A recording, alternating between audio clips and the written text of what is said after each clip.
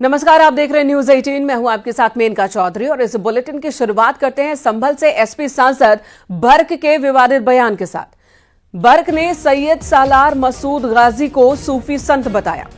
नेजा मेले पर रोक का विरोध किया जा रहा है समाजवादी पार्टी की ओर से। एएसपी को बर्खास्त किए जाने की मांग भी बर्क ने की है। अधिकारियों पर संवैधानिक अधिकारों को नजरअंदाज करने का भी आरोप लगाया है। सैयद सालार मसूद गाजी एक सूफी संत था, न कि आक्रांता, ये कहना है जियाउर रहमान बर्क का। गजनवी जिसने कई मंदिरों पर अटैक किया, सोमनाथ मंदिर में लूट की, उसका सिपाही था, सिपह सालार था सैयद मसूद, लेकिन उसी को सूफी संत बता रहे हैं जियाउर रहमान बर्क। सुनील हमारे सहयोगी इस वक्त हमारे साथ मौजूद हैं। सुनील, बर्क ने और क्या कहा? उन्हें जो आक्रांता जिन्हें सूफी संत लगता है, उन्होंने और क्या कहा? देखिए मेनका जी, नेजा मेले पर रोक के बाद में संभल में लगातार राजनीति हो रही है। तमाम मुस्लिम नेता लगातार नेजा मेले को लगाने की मांग कर रहे हैं, प्रशासन पर हमला कर रहे हैं। वहीं पर संभल सांसद ने एक्स पर पोस्ट करके सैयद सालार मसूद गाजी को संत बताया है। उन्होंने एएसपी पर भी निशाना साधा है। सांसद का कहना है कि एएसपी ने अमर्यादित टिप्पणी की है। वहीं उन्होंने एएसपी को बर्खास्त करने की मांग की है। तो नेजा मेले पर संभल में लगातार राजनीति जारी है। जी, तो राजनीति चल रही है। श्रीश चंद्र को सस्पेंड किए जाने की वो मांग कर रहे हैं। समाजवादी पार्टी ने साफ कह दिया है कि मेले पर रोक ठीक नहीं। पिछली बार भी मेला नहीं हुआ था आयोजित, इस बार भी आयोजित नहीं हो रहा है। और प्रशासन का इसके पीछे क्या कहना है? देखिए, 2023 से संभल में नेजा मेला नहीं लगा है। अगर बात की जाए तो 2018 में लगा था, 19-20 बाकी का जो टाइम था वो कोरोना में चला गया। 2023 में प्रशासन ने इस मेले को सद्भावना मेले के नाम से अनुमति दी थी। असल में हिंदू संगठन लगातार नेजा मेले का विरोध कर रहे हैं। उनका कहना है कि आक्रमणकारी, आक्रांता, लुटेरे के नाम पर मेले को नहीं लगाया जा सकता। इस कारण प्रशासन ने इस मामले में दखल दिया था। अब मेला चूंकि बीच में ब्रेक हो चुका है, लगातार ब्रेक हो चुका है, और संभल के हालात भी पिछले दिनों यहाँ पर बवाल मचाता, हिंसा हुई थी, तो प्रशासन ऐसा कोई रिस्क नहीं लेना चाहता जिससे कि संभल का माहौल दोबारा से खराब हो। दूसरी तरफ हिंदू संगठन लगातार इस मेले को लेकर शिकायत करते रहे हैं। इस दौरान 1986 में हुई एक हत्या की भी शिकायत होती है, जिसमें आरोप है कि अफवाह फैलने के बाद में दुकान से शुगर खरीदने गए एक व्यक्ति की हत्या कर दी गई। हालांकि कोर्ट मामला सुनील, एक तरफ इस पर राजनीति चल रही है, दूसरी तरफ मामला अदालत में भी है। अदालत में जो मुस्लिम पक्ष है उनका कहना है कि वो चुनौती दे रहे हैं और मेले का आयोजन करवा के रहेंगे। इस मामले पर जो कानूनी प्रक्रिया है वो कहां तक पहुंची है? देखिए, यहाँ पर नेजा कमेटी से जुड़े लोगों ने इस संबंध में कोर्ट में जाने की बात कही थी और अधिकारियों से शिकायत की बात कही थी। तो फिलहाल ये मान के चले कि मेले पर तो प्रशासन रोक लगा चुका है। मेले के अगर कोई कोर्ट का आदेश आए तो अलग बात है। ठीक है, सुनील जी बने रहे हमारे साथ। एसएन सिंह जी इस वक्त हमारे साथ जुड़ चुके हैं, बीजेपी प्रवक्ता। एसएन सिंह साहब, आक्रांता सूफी संत लगता है समाजवादी पार्टी के नेताओं को। जियाउर रहमान कह रहे हैं सैयद सालार मसूद सूफी संत था, न कि आक्रांता।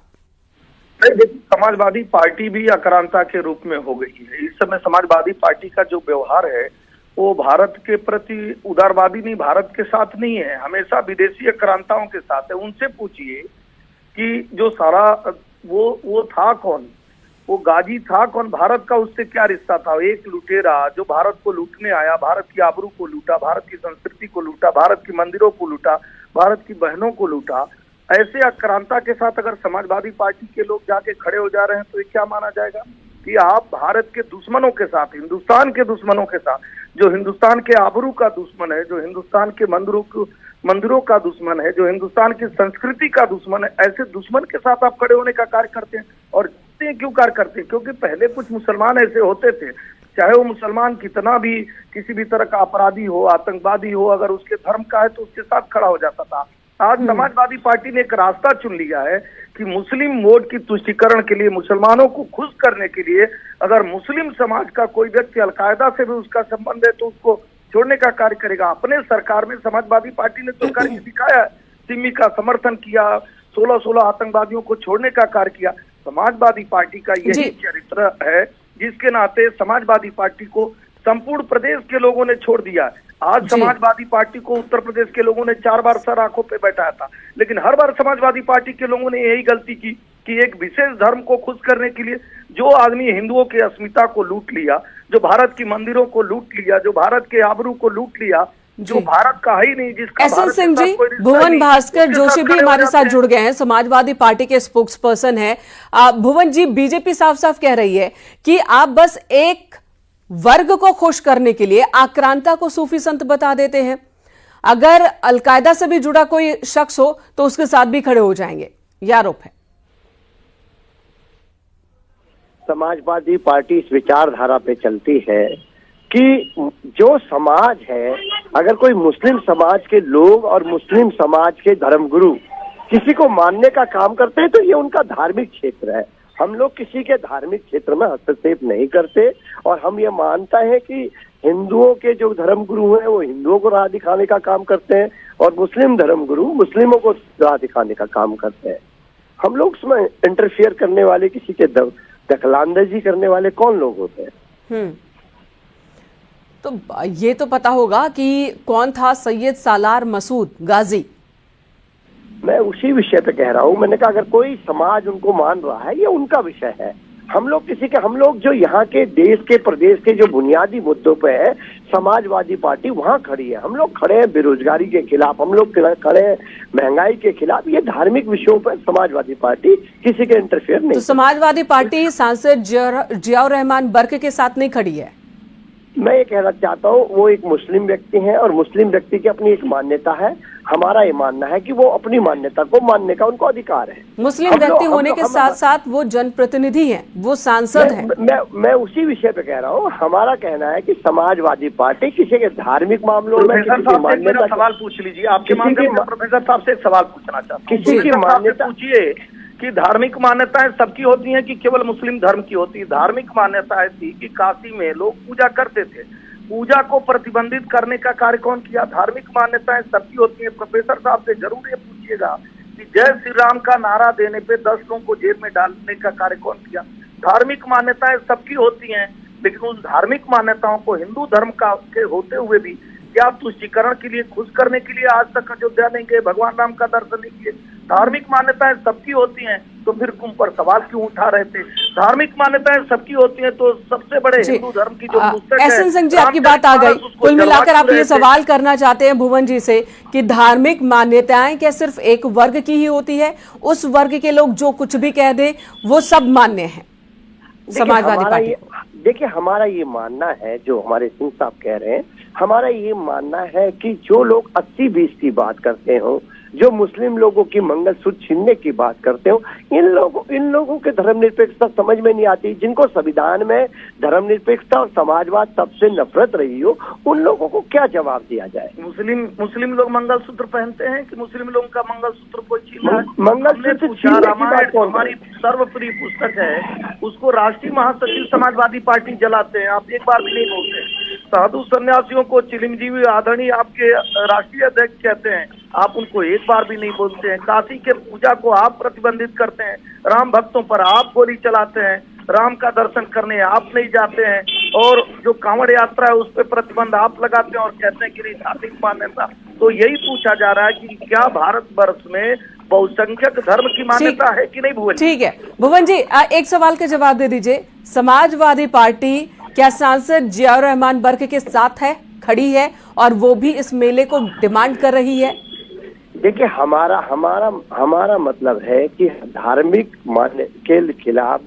मान्यताओं के खिलाफ समाजवादी पार्टी नहीं है। ये वहाँ के धर्मगुरुओं को, वहाँ के धार्मिक विचारधारा के लोगों को तय करना है। हम तो इस देश की बेरोजगारी, महंगाई और अशिक्षा, इसके खिलाफ लड़ाई लड़ने का काम कर रहे हैं। ठीक है, धन्यवाद आप दोनों का ही इस वक्त बात करने के लिए। तो संपल से समाजवादी पार्टी के सांसद जियाउर रहमान बर्क, जिन्होंने कहा कि सालार मसूद वो आक्रांता नहीं बल्कि सूफी संत था और उन्हीं की याद में मेला लगता है तो नेजा मेला लगना चाहिए, इस पर रोक लगाने का फैसला प्रशासन का सही नहीं है। उन्होंने एएसपी को हटाने की भी मांग की है और इस मुद्दे पर जाहिर सी बात है अभी आने वाले दिनों में सियासत और गरमाने वाली ही है।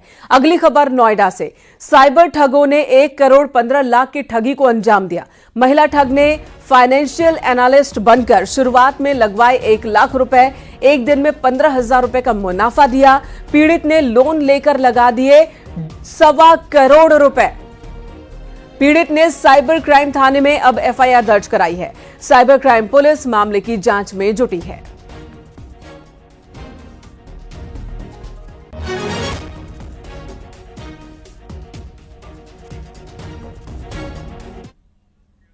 संभल में नेजा मेले के बाद सद्भावना मेले पर भी पुलिस प्रशासन ने रोक लगाई है। इसे लेकर सियासी बयानबाजी भी हो रही है।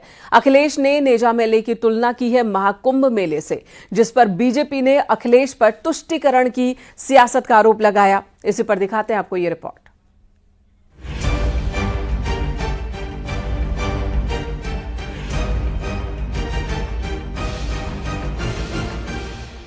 संभल में सद्भावना मेला भी अब नहीं लगेगा। संभल एसडीएम ने बताया कि ये मेला 2 साल से नहीं लग रहा है। इस साल भी सद्भावना मेला नहीं लगेगा। नेजा मेला के बाद सद्भावना मेले पर भी रोक लगा दी गई है। परंतु इस बार किसी प्रकार के मेले की इस तरह की परमिशन नहीं दी जा रही। नेजा मेला की रोक पर समाजवादी पार्टी मुखर हो गई। समाजवादी पार्टी के विधायक इकबाल ने पूछा है कि संभल को क्यों टारगेट बनाया जा रहा है। भाई संभल को आप लोगों ने क्यों टारगेट बना रखा है? संभल वालों को इनको भी तरक्की करने दो भाई। इन्हें क्यों रोक रहा हो तरक्की से?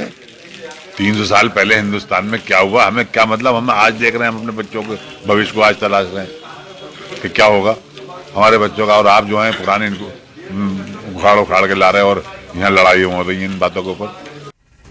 वहीं इससे पहले समाजवादी पार्टी के अध्यक्ष अखिलेश यादव ने भी नेजा मेला पर रोक को लेकर सवाल उठाए थे। उन्होंने नेजा मेला की तुलना महाकुंभ से की और पूछा, अगर महाकुंभ हो सकता है तो नेजा मेला क्यों नहीं? ये मेले क्या होते हैं जहां हम सब धर्म जाति के लोगों को मिलते हैं। अगर वो कुंभ की तारीफ कर सकते हैं तो किसी मेले और की तारीफ क्यों नहीं कर सकते? तो ये जो संस्कृति है हमारी के मेले होते थे, कार्यक्रम होते थे, आयोजन होते थे, हिंदू मुस्लिम सिख ईसाई सब मिलकर के जो रहते थे, वो भारतीय जनता पार्टी को पसंद नहीं आ रहा। अखिलेश के बयान पर बीजेपी ने पलटवार किया है। दिनेश शर्मा ने कहा कि अखिलेश यादव ने पवित्र महाकुंभ की तुलना एक विदेशी हमलावर के नाम पर लगने वाले मेले से की है। ये महाराजा सुहेलदेव का अपमान है। पवित्र कुंभ की तुलना एक आक्रांता के प्रादुर्भाव से की जाए, जिसने गाजर मूलियों के तरीके से यहां की जनता को काटा। उसने मुस्लिम भी काटा है, ऐसा थोड़ी कि केवल हिंदू काटा है। समाजवादी पार्टी के नेता ने तो आग में घी छिड़कने का काम किया। वहीं संभल में जामा मस्जिद की रंगाई पुताई का काम जारी है। इस बीच मस्जिद के सदर के सुर भी बदल गए हैं। उन्होंने कहा कि उन्हें हरे रंग पर सफेदी से कोई आपत्ति नहीं है। देखिए, अभी हमारी एएसआई से बात हुई थी, उन्होंने कहा कि हम सफेद पोतेंगे। हमने ठीक है, कोई परेशानी नहीं, पोत। अच्छा, सुनहरी नहीं लगेगा? हाँ। तो ये हम देख रहे थे बॉर्डर जो नक्काशी वाला सुनहरी और हरा रंग सुनहरी था, उसे उन्होंने सफेद कर दिया। कोई परेशानी नहीं, हमें कोई इतराज नहीं है। और जो हरे रंग की नक्काशी थी वो भी सफेद कर दी? हाँ, वो भी सफेद कर दी। तो अब इस वक्त कोई आप लोग? हमारी कोई आपत्ति नहीं, कोई इतराज नहीं है इसके ऊपर।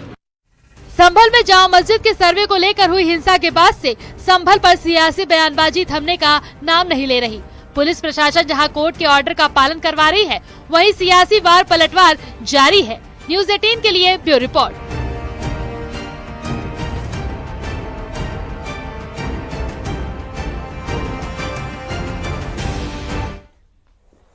और संभल जामा मस्जिद में रंगाई पुताई के बाद लाइट्स भी लगा दी गई हैं। दरअसल हाईकोर्ट के आदेश के बाद यहां पर व्हाइट वॉश हुआ था और सजावट का काम भी आदेश के हिसाब से ही किया गया है।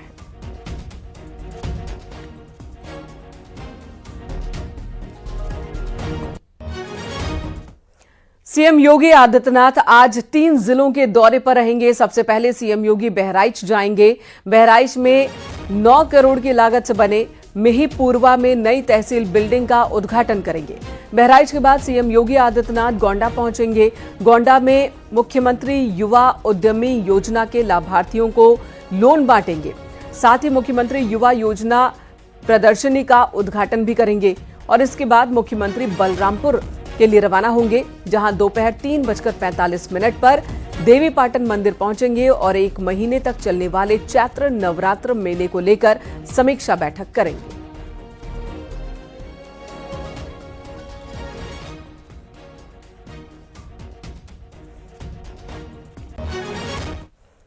औरंगजेब और उसकी कब्र को लेकर सियासत जारी है। विपक्ष के नेता इसे लेकर लगातार विवादित बयान दे रहे हैं। वहीं बीजेपी ने भी पलटवार किया। एसपी सांसद वीरेंद्र सिंह ने कहा कि सरकार क्या सिर्फ मस्जिद पर ही कार्रवाई करेगी, मठों और मंदिरों पर कोई कार्रवाई होगी या नहीं।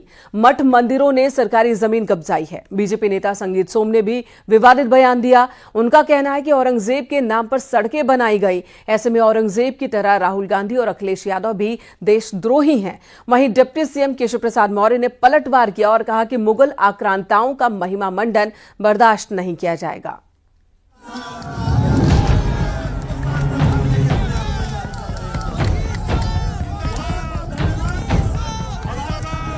मेरठ के सरधाना से बीजेपी के पूर्व विधायक संगीत सोम ने विवादित बयान दिया। संगीत सोम ने राहुल गांधी और अखिलेश यादव को औरंगजेब के तहत देशद्रोही बताया। संगीत सोम ने कहा कि कांग्रेस ने औरंगजेब के नाम पर सड़कें बनाने का काम किया।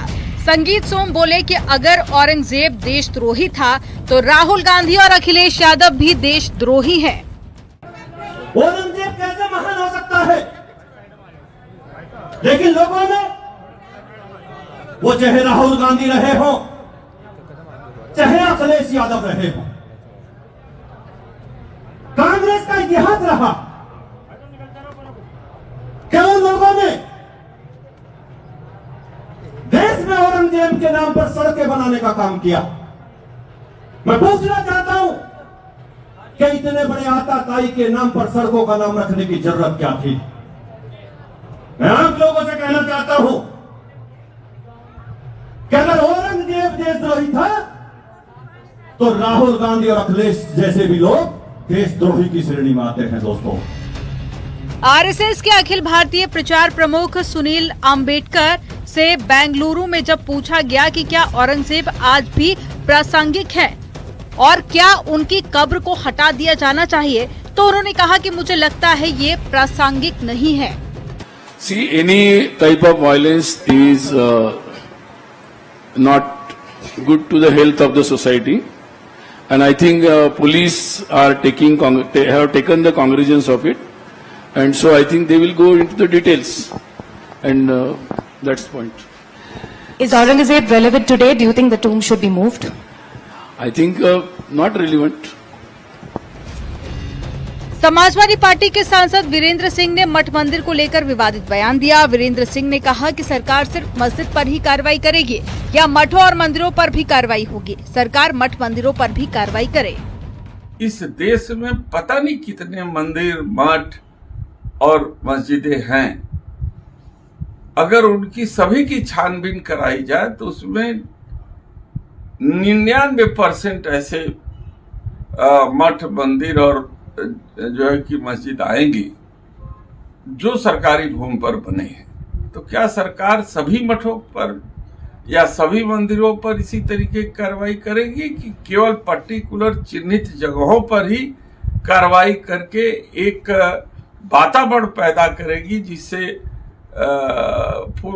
जो है कि भारतीय जनता पार्टी के शक्तियों को, उनको फासिस्टवादी ताकतों को खाद पानी मिल सके। नागपुर में हुई हिंसा की घटना को लेकर यूपी के डिप्टी सीएम केशव प्रसाद मौर्य का कहना है कि औरंगजेब और साथ ही दूसरे मुगल आक्रांताओं का महिमा मंडन न महाराष्ट्र सरकार बर्दाश्त करेगी और न ही यूपी सरकार। कोई औरंगजेब का महिमा मंडन करे, कोई मुगल आक्रमणकारियों का महिमा मंडन करे, वह न महाराष्ट्र बर्दाश्त करेगा, न उत्तर प्रदेश बर्दाश्त करेगा, न देश बर्दाश्त करेगा। और जो इस प्रकार की बातें करते हैं, मैं यह मानता हूं कि उसका उनको राजनीतिक दृष्टि से जो समर्थन करने वाले, जैसे समाजवादी पार्टी के विधायक अबू आजमी ने ही औरंगजेब को महान बताने का पाप किया था, और एक तरफ अखिलेश यादव जी कह रहे हैं हम छत्रपति शिवाजी महाराज का सम्मान करते हैं। अगर सम्मान करते हैं तो ये बतावें कि उनके विधायक आबू आजमी अभी तक समाजवादी पार्टी में क्यों है। तो समाजवादी पार्टी तो तुष्टिकरण की घटिया और घिनौनी राजनीति करती है, महाकुंभ में सवाल उठाती है। तुष्टिकरण के कारण से उत्तर प्रदेश का बहुत नुकसान 2012 से 2017 में किया है इन लोगों ने। सुबह सपा के महासचिव अरविंद राजभर का कहना है कि विदेशी आक्रांताओं के नाम पर मेला नहीं लगाने देंगे। 10 जून को महाराजा सुहेलदेव की जयंती पर मेले का आयोजन होगा। पुरजोर विरोध करेगी। और पहली बात कि मेला लगने नहीं दिया जाएगा। ये योगी जी की सरकार है। हम हमेशा अपनी संस्कृति और सभ्यता, अपनी परंपरा को निरंतर आगे बढ़ाने का हमने संकल्प लिया है, न कि ऐसे आक्रांताओं को जिसने लगभग 1000 साल पहले जो आकर के भारत देश में तबाही मचाया था, अब उसको हम बढ़ने नहीं देंगे। हम नहीं, हम तो एक पॉलिटिकल पर्सन, हम नहीं, यहाँ की जनता स्वतः चाहती है कि जिस आक्रांता ने इस देश को लूट करके बर्बाद कर दिया, उसके नाम पर कोई आयोजन नहीं होगा। आयोजन करके सरकार का पैसा वेस्ट नहीं करेंगे, जनता का टाइम वेस्ट नहीं होने देंगे। मुगलकालीन आक्रांताओं को लेकर सियासी बयानबाजी चरम पर है। एसपी और कांग्रेस के नेता जहां इसे लेकर सवाल उठा रहे हैं, तो वहीं बीजेपी ने भी करारा पलटवार किया। न्यूज़ 18 के लिए ब्यूरो रिपोर्ट। लेकिन लोगों ने वो चाहे राहुल गांधी रहे हो, चाहे अखिलेश। इधर लखनऊ के विभूति खंड इलाके में एक महिला ने बीच सड़क ड्रामा किया। वो बीच सड़क पर बैठकर 20 मिनट तक अजीबोगरीब हरकतें करती रही। महिला के सिर घुमाने और हाथ जोड़ने पर राहगीर हैरान हो गए। पुलिस को जब इसका पता चला तो महिला को सड़क किनारे से ले गई। पुलिस महिला की ऐसी हरकत करने की वजह की जांच में जुटी।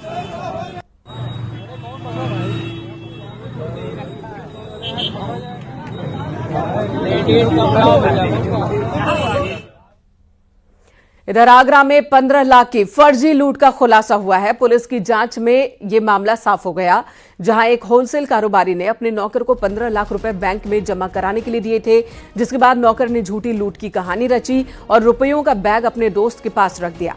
मालिक को लूट की कहानी सुनाई, जिसके बाद पुलिस ने दोनों आरोपियों को गिरफ्तार कर लिया है और 15 लाख रुपए बरामद भी कर लिए हैं।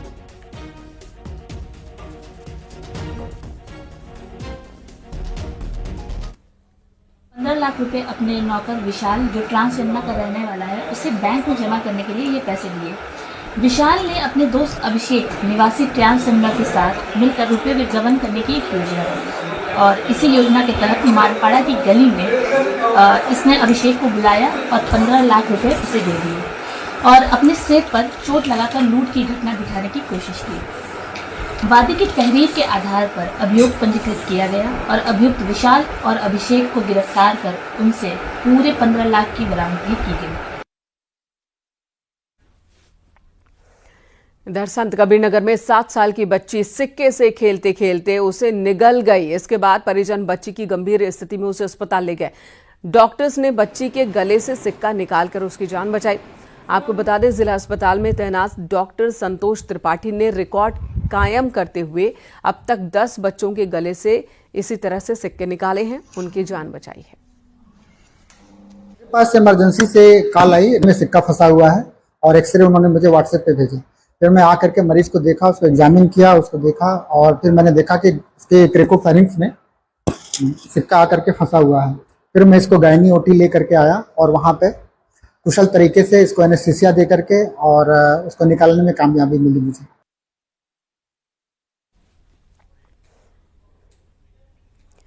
यहां रुकेंगे एक छोटे से ब्रेक के लिए। खबरें ब्रेक के बाद भी जारी हैं। आप देख रहे हैं न्यूज़ 18 उत्तर प्रदेश उत्तराखंड।